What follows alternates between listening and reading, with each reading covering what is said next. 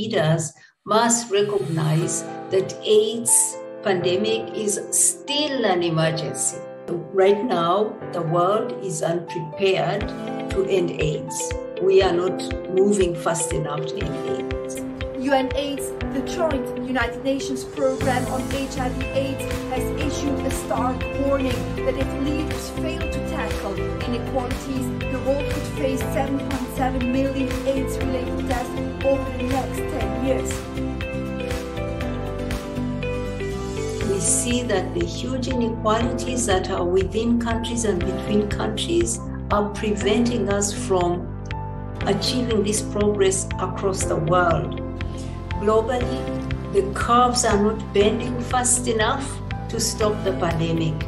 Last year, our data showed that 1.5 million people were newly infected. So the infections are moving along the fault lines of inequality. 6 out of every 7 young people who are newly infected in sub-Saharan Africa are girls. It shows you we have to close the inequalities in order to stop these deaths. That's why the message is so important on this World AIDS Day. We're making progress, but not fast enough. If we don't act fast enough, we're going to have a tougher problem, more costly problem to try to solve, and more deaths.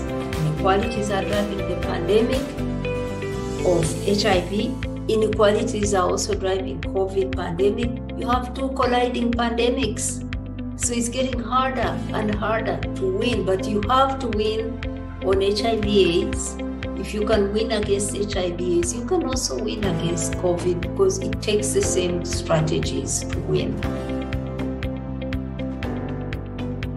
These goals are not just aspirational, they are achievable. So I remain optimistic that we can achieve the goal of ending AIDS as a global health threat by 2030, but we have to do business differently. We have to see that in every country we are closing the inequalities that drive it, and that we are doing those things we know are important. 1, put communities at the center of responses. 2, equal access to health technologies. 3rd, human rights. We must put human rights at the center and close human rights gaps for those who have no rights.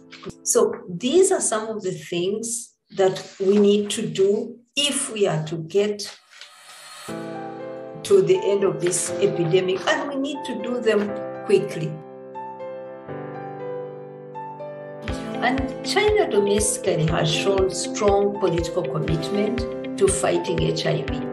Despite the impact of COVID, the testing for HIV continued. So China is playing its role in the governance and is also a member of our global HIV prevention coalition.